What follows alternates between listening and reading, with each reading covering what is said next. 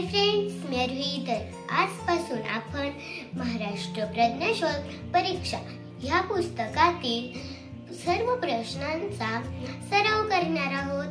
तर चला करूया. उतारा क्रमांक 1. पहिल्यांदा आपल्याला काय वाचायचंय? हा उतारा. बघा आता प्रश्न 1 ते 3 खाली दिलेला उतारा वाचा. दिलेल्या प्रश्नांच्या योग्य उत्तराचा पर्याय क्रमांक छायांकित करा. म्हणजे उतारा वाचायचे आणि दिलेल्या प्रश्नांची उत्तर लिहायची आहेत तुला. उत्तर तू वाचते? हो. वाच. मुलाला स्वप्न पडते. तो खूप दूर चालत जातो. पुढे रेल्वे फाटक लागते. एक तळे लागते. चिंचेचे वन लागते. डोंगर लागतो. तो दगडावर बसतो. तोच खाड बूट वाजवत कुणीतरी उंच माणूस त्याच्या जवळ येतो. मुलगा खूप घाबरतो. तो अंथरुणात उठून बसतो. मग त्याच्या लक्षात येते की आपल्याला हे स्वप्न पडले होते. त्या पॅराग्राफ मध्ये काय दिले कळलं तुला? हो. वाच पहिला प्रश्न. प्रश्न क्रमांक 1. उतार्यातील मुलगा. बघ आता 4 ऑप्शन दिले. रेल्वेने प्रवास करीत आहे, चिंचा खात आहे, खाड बूट वाजवत आहे की स्वप्न पाहत आहे? तो स्वप्न पाहत होता. Option number 4.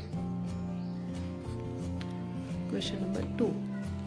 मुलगा कोणाला पाहून घाबरतो? डोंगराला, चिंचेच्या वनाला, उंच माणसाला की रेल्वेला? कोणाला? उंच माणसाला.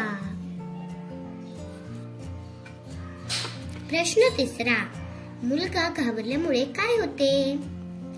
त्याला हसू येते, त्याला रडू येते, तो अंथरुणात उठून बसतो, त्याला खूप भूक लागते. काय होतं? तो अंथरुणात उठून बसतो. आता उतारा क्रमांक 2. खाली दिलेला उतारा वाचा. दिलेल्या प्रश्नांच्या योग्य उत्तराचा पर्याय क्रमांक छायांकित करा. आता मी हा उतारा वाचते. मासे पकडण्यासाठी जो गळ वापरतात त्याला हुक असते आणि या हुकाला आमिष लावलेले असते. मासे पकडण्याचे काम हुक करते. मासे पकडण्याचे काम कोण करते? हुक करते. ते माशाला हुकाकडे आकर्षित करण्याचे काम आमिष करते. माशाला हुकाकडे आकर्षित करण्याचं काम कोण करतं? आमिष. आणि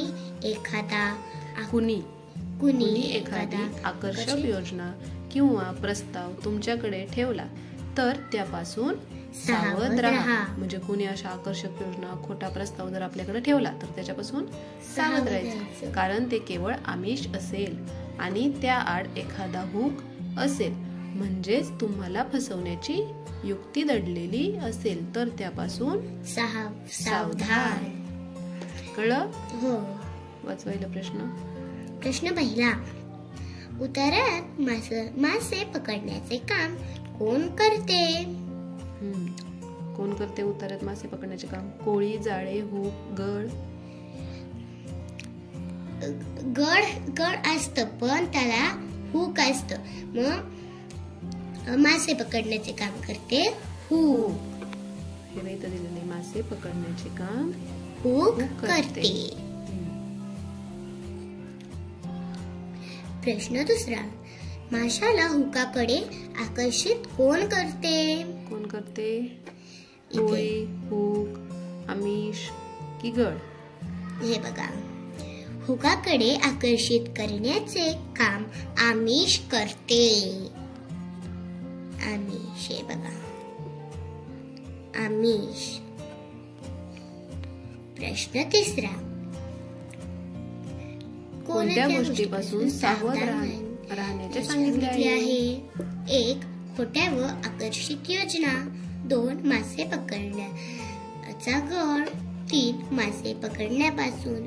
4. चांगल्या प्रस्ताव व योजना. कशापासून सावध राहण्याचं सांगितलंय? खोट्या व आकर्षित योजना. व आकर्षक योजना.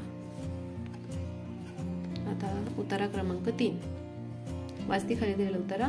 हो. वाच. विषारी सापांना पोकळ सुळे असतात. त्या सुळ्याचा उपयोग विष टोचण्यासाठी ते करतात. विषारी साप चावला की त्याचे विष माणसाच्या रक्तात मिसळून साऱ्या शरीरभर ते पसरते. नाग आणि मण्यार यांच्या विषांचा परिणाम माणसाच्या मज्जासंस्थेवर तर फुरसे व घोणस यांच्या विषाचा परिणाम रक्तावर व इतर पेशीवर होतो. बघ आता, नाग आणि मण्यार चावला तर त्याचा परिणाम कुठे होतो? माणसाच्या मज्जासंस्थेवर. आणि फुरसे आणि घोणस हे विषारी साप चावले तर त्याचा परिणाम आपल्या रक्तावर आणि इतर पेशीवर होतो. अजगर, धामण हे साप बिनविषारी आहेत. अजगर आणि धामण कसे आहेत? बिनविषारी. नाग चावल्यावर साधारणतः 10 मिनिटात विषाचा परिणाम दिसून येतो. दंश केलेली जागा बधीर होते व सुचते. काही वेळेला त्या जागेतून रक्तही येते. माणूस पेंगुळ्यासारखा होतो. फुरसे चावल्यावर जखमेभोवती खूप सूज येते. म्हणजे फुरसे नावाचा साप चावला तर जखमेवर सूज येते. आणि नाग चावल्यावर काय होतं? त्याचा 10 मिनिटात आपल्याला विषाचा परिणाम दिसतो. आपलं ती जागा बधीर होते, माणसाला चक्कर येते. आता प्रश्न असते. प्रश्न पहिला. पुढीलपैकी बिनविषारी साप कोणता? नाग, घोणस, धामण, मण्यार. कोणता आहे बिनविषारी साप? कुठं वाचलं तू? इथे. बिनविषारी साप अजगर, धामण हे साप बिनविषारी आहे. अजगर आणि धामण त्याच्यापैकी कोणतं दिलेले? धामण. धामण कशी आहे? बिनविषारी. आता प्रश्न दुसरा. कोणता विषारी साप चावल्यावर जखमेभोवती सूज येते? कोणता बरं? इथे. फुरसे चावल्यावर जखमेभोवती सूज येते. बरोबर ऑप्शन मध्ये कोणते कोणते आहेत? घोणस, मण्यार, अजगर आणि वरचा क्वेश्चन चाललाय. घोणस, मण्यार, अजगर आणि फुरसे. मग कोणता साप चावल्यानंतर जखमेभोवती सूज येते? फुरसे.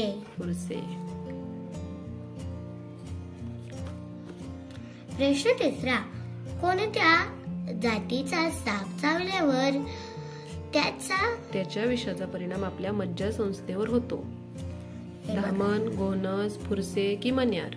इथे. नाग आणि मण्यार यांच्या विषाचा परिणाम माणसाच्या मज्जासंस्थेवर होतो. कोणतं? नाग आणि मण्यार. मग याच्यात कोणते कोणते दिलेले? धामण, घोणस, फुरसे आणि मण्यार. जर नाग असता तर नाग.